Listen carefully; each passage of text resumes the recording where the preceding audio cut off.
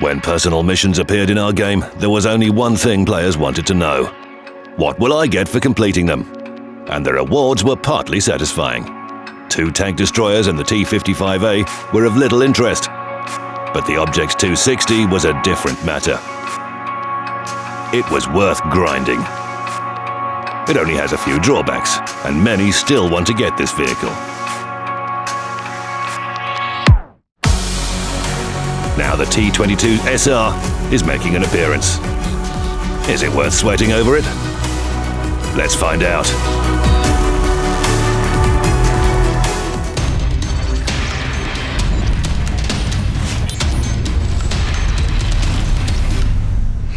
If you've played at least one Tier 10 Soviet medium tank, then you probably have an idea about what any Tier 10 Soviet medium tank is like to play.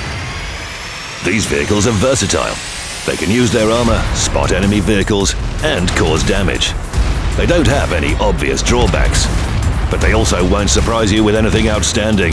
They aren't German vehicles, acknowledged snipers, or the Batchat that can take out any medium tank of the same tier with a single drum, no. But they are very versatile.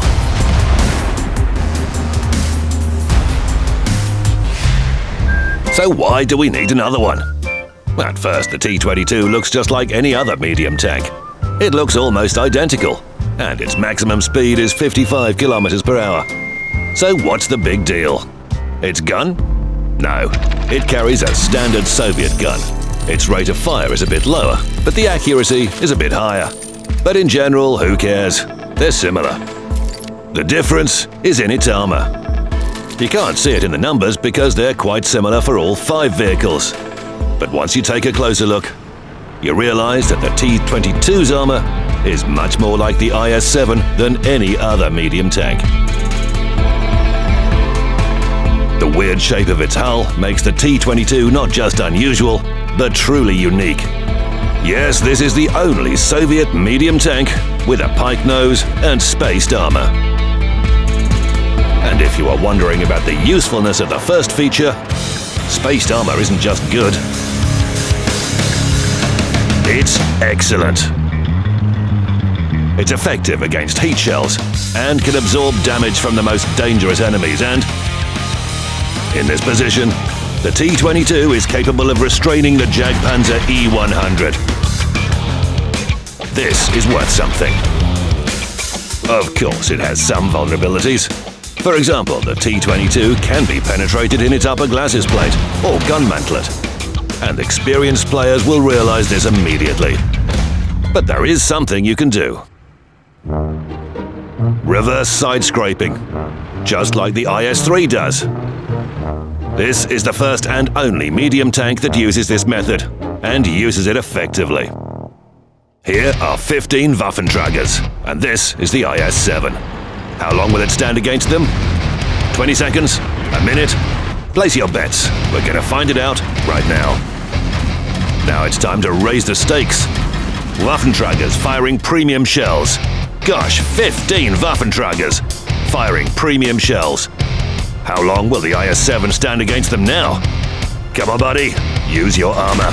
The heavy tank blows up immediately. See where the shells hit?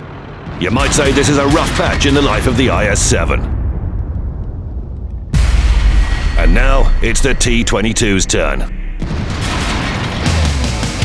75 hits. 42,000 potential damage. And what's the result? They only scratched the paint. A medium tank has better armor than the IS-7. Any questions? Sure. Shell bounces and non-penetrations are always good. The mix of an enemy's helplessness and personal greatness. We know, appreciate and love this feeling. But ruthless logic always interferes with this magnificence. You know what tanks are like. If it's got a lot of armor, then it can't be very agile. Common sense dictates that if the T-22 is sturdier than its counterparts, it should be slower. So take a look. Let's make our Soviets climb the hill. So what's going on? The T-22 is way ahead. What's the deal? Well, it's faster. Ah, here's the secret. Its engine power is 750 horsepower. This isn't just better than all other Soviet medium tanks, its engine is actually as powerful as an IS-4's. And since all Soviet medium tanks weigh roughly the same, we have the most maneuverable Soviet medium tank with a power-to-weight ratio of more than 20 horsepower per ton. In any sprint, maneuverability test, race or any other situation requiring a swift response, the T-22 will perform better. Of course, it's quite hard to feel the difference. The T-22 won't become a new Batchat or AMX CDC, but it can reach key positions at the start of a battle faster than any other Soviet medium tanks. Especially since it's got things to do there. The T-22 may be not a tank for the front line, but it has no problem at the halfway line. Its armor can hold off the first and fastest enemy forces. The Batchat likes to rush forward, but if it runs into the T-22, it'll unload its drum in vain and only get a few hits. And then the real tanks at the front line will catch up. In general, the T-22 is reasonably good. It doesn't have any obvious drawbacks, despite being similar to the Object 140 and T-62A. It's actually superior to them almost in everything. It has better dynamics, better armor, and fewer drawbacks. Well, it's the best Soviet medium tank. So what's the catch? We all know that it's impossible to be beautiful, successful, and talented at the same time.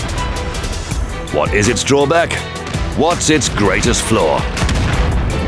And the answer is the T-22 itself. You can waffle on about its characteristics or usefulness, or how convenient it may or may not be to play. But the big question remains the same. How can you get it? Things aren't simple with the T-22. You'll have to complete all personal missions in rampage mode. And let me tell you, it won't be easy. For most players, it'll be a grind. But the end result is worth it. The T-62A, Object 140, Object 430, and Object 907 differ from each other like breeds of penguins. And the T-22 is just another penguin. But it's the Emperor Penguin.